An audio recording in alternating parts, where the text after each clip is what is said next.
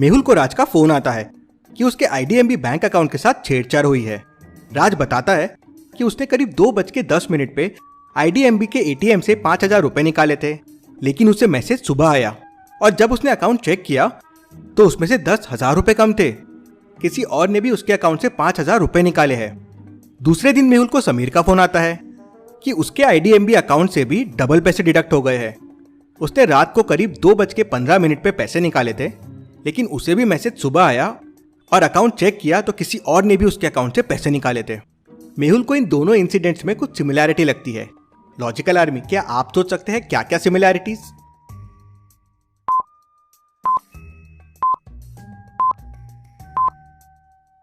दोनों transactions आईडीएमबी account के थे और दोनों रात 2 बजे के आसपास हुए। दोनों को रात में नहीं सुबह मैसेज आया। Interesting, very very interesting. Mehul IDMB bank में फोन लगाता है और विड्रॉल का मैसेज नहीं आने का रीजन पूछता है, तो बैंक वाले बताते हैं कि 2 बजे से 2:15 तक उनका एसएमएस सर्वर रीसेट होता है, तो इस बीच किसी को एसएमएस नहीं आते हैं। मेहुल को इससे एक बहुत बड़ा क्लू मिलता है। क्या आप सोच सकते हैं लॉजिकल आर्मी क्या क्लू?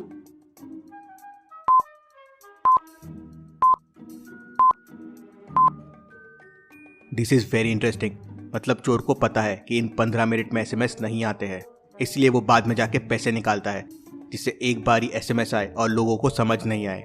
लेकिन ये चोर को कैसे पता है और चोर को एटीएम की डिटेल्स कैसे मिल रही है?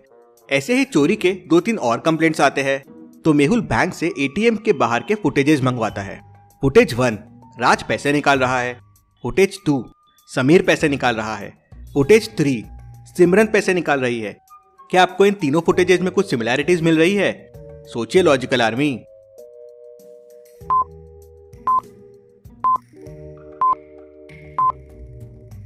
ये सारे फुटेजेस एक ही एटीएम के हैं और तीनों फुटेजेस में एटीएम के बाहर एक भिखारी बैठा हुआ है। जरूर एटीएम मशीन में कुछ गड़बड़ है और इस भिखारी से रिलेटेड है। मेहुल उस रात ठीक 2 बजे एटीएम में पहुंच जाता है, तो मेहुल को वो भिखारी नहीं दिखता। मेहुल वहीं खड़े रह के उस भिखारी का इंतजार करता है, लेकिन कोई नहीं आता। मेहुल एटीएम के अंदर जाके मशीन चेक करता है, तो मशीन भी एकदम नॉर्मल रहती है। इंटरेस्टिंग, मतलब क्या चोर समझ गया था मैं यहाँ आने वाला हूँ। मेहुल को कोई सबूत नहीं मिलता और वो अपने घर चला आता है।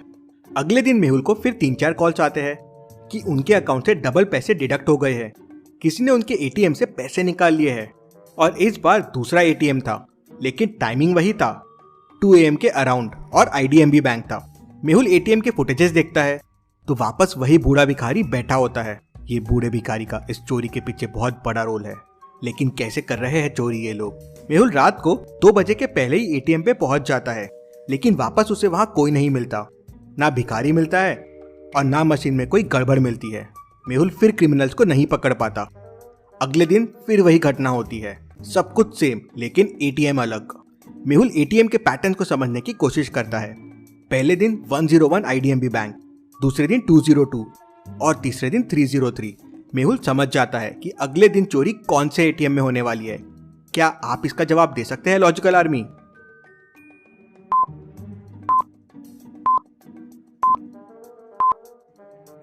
अगली जीरो एटीएम 404 में होने वाली है।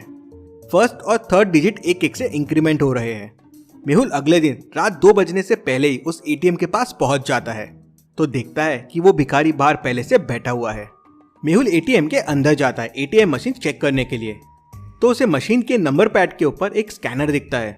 मेहुल समझ जाता है कि इसी से वो कार्ड को स्कैन करके उससे पैसे निकालते होंगे। मेहुल तुरंत बाहर आता है। मेहुल को अपने तरफ आता देख वो भिखारी सब सामान छोड़ वहां से भाग जाता है। मेहुल भिखारी का बैग चेक करता है, तो उसमें उसे एक लैपटॉप मिलता है। भिखारी के पास लैपटॉप, वाह वेरी इंटरेस्टिंग। लैपटॉप लॉक्ड रहता है और साइड में पासवर्ड के लिए एक हिंट होता है। क्या आप हिंट को देख के बता सकते हैं लैपटॉप का पासवर्ड क्या हो सकता है?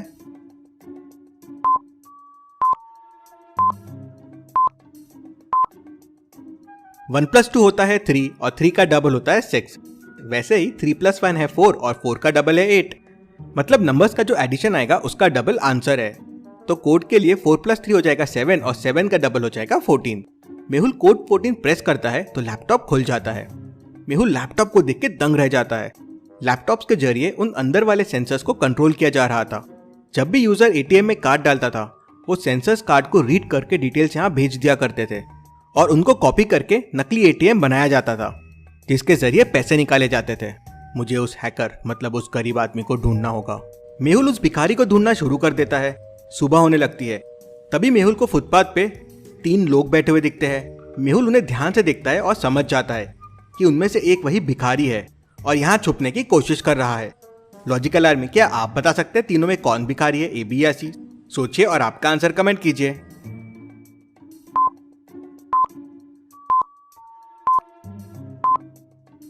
भिखारी ने दाढ़ी निकाल ली है। जरूर वो नकली दाढ़ी होगी, लेकिन उसका वो फटा हुआ शर्ट और वो शूज, ये वही भिखारी है। मेहुल भिखारी के पीछे दौड़ता है। मेहुल को देख वो भिखारी भागने लगता है। वो दौड़ते हुए एक सोसाइटी के पार्क में घुस जाता है, लेकिन तभी गोली चलने की आवाज आती है। किसी ने भिखारी को गोली मार दी थी। पार्क में बस 3 लोग थे। मेहुल तीनों की तलाशी लेता है। गन किसी के पास नहीं मिलती है। मेहुल तीनों से पूछताछ करता है। रोहित कहता है, मैं तो पार्क में जॉगिंग करने आया था। सीमा कहती है, मैं तो दूध लेने निकली थी, सोचा थोड़ी देर यहाँ पार्क में घूम लूं। आरती कहती है, मैं तो जॉगिंग करने पार्क में आई थी। मेहुल को एक पे शक जाता है। क्या आप बता सकते हैं मेहुल को किस पे शक जाता है?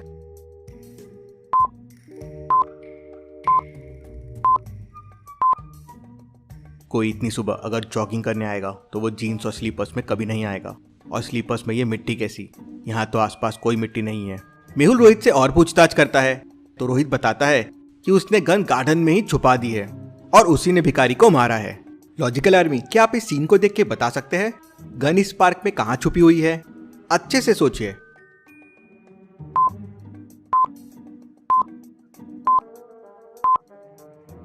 साइड में देखिए, मिट्टी का छोटा सा ढेर बाहर है। अब इतने अच्छे पार्क में ये मिट्टी का ढेर बाहर कैसे आया? मेहुल वहां से मिट्टी हटाता है तो वहां उसे गन मिल जाती है। रोहित मेहुल को बताता है कि बैंक का एक आदमी उनसे मिला हुआ है। वो बॉस नहीं है। उन्हें बैंक वाले बंदे से पूरी इन्फो मिलती है कि सर्वर का डाउन टाइम कब है। उसी के हिसाब से वो उस समय जाने वाले लोगों का एटीएम हैक करते हैं और फिर पैसे निकालते हैं। फिर रोहित बताता है कि आज वो बॉस से मिलने वाला है रेस्टोरेंट एक्स में।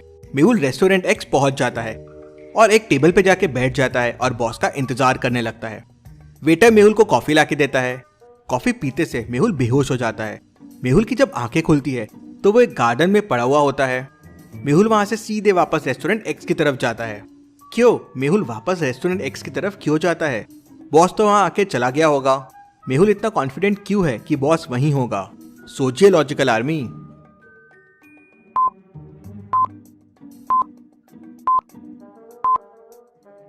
मैंने कॉफी ऑर्डर नहीं की थी, फिर भी वेटर ने मुझे कॉफी लाके दी और कॉफी पीने से मैं बेहोश हुआ। मतलब उस वेटर ने कॉफी में दवा मिलाई होगी और वो वेटर था, लेकिन उसके हाथ में इतनी महंगी घड़ी थी और गले में सोने की चेन थी। वही बॉस होगा। मेहुल तुरंत रेस्टोरेंट पहुंचता है और वेटर को पकड़ लेता है। वेटर अपना जुर्म कबूल कर लेता है और बैंक से मिले हुए लोगों का भी नाम बता देता है। मेहुल उनको भी पकड़ लेता है। Case solve. Detective Mehul rocks. Thank you.